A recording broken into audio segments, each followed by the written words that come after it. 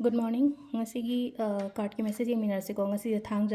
thangja numit oibanina thangja gi number se akoi gi 93 lere color dana black and purple gumba lere ko ado black and purple se Saturday gi di oina keno tawe hai ko ado exam gumba leiba angang da di keno ri to holo yellow gumba oina use to holo ko hadi Saturday handaki mathangi Saturday gumba se ko exam gumba leina ba yawbane ko ado duna angang da di black purple do nataba yellow color gumba hai numit ke phagoi tar so exam cha toine haraga di yellow gumba kai gumba du minus na beba ko adu duma lere ko aduga amana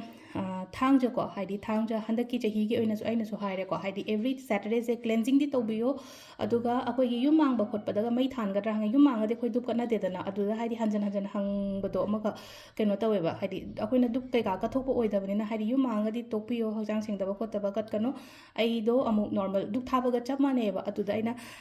keno da asa thawda mai thandok piyo on haibado atai matam dari topi gano ko haidi keno to matam da yum mang ba natraga hojang sing da matam da adumadi tobirano aduga atai matam normal days aina akoina duk thangoi thanbado dumaina haidi atai aduda thanbiyo haibane ba ko aduduma lere ko ado hajik ahamba da card ki message se yengminarase aduga timing of hawasa pe yengase ngasi gi na karam ba pungmam se phage haibado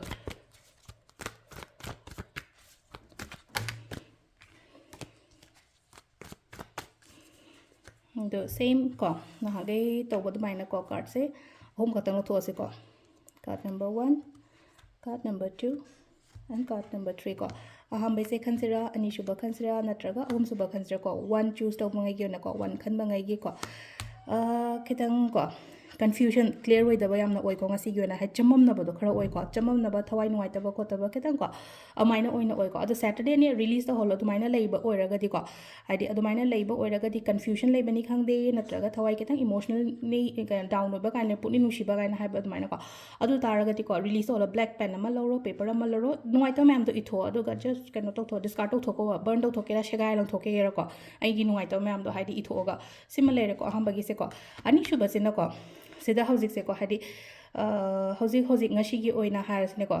kaino tawraga lei ko pot se lepaga oina leibani na sida ko smaina khandok piro si je ko adum thoba ma mai laksara jani haibagi adugi kaino tawbiyo kem change tawgono kem ahong ba kem tawgono ngasi sima tawge khotke ka haragadi tawbirano dugi potum ko aduga ahum subasena ko ahum subasina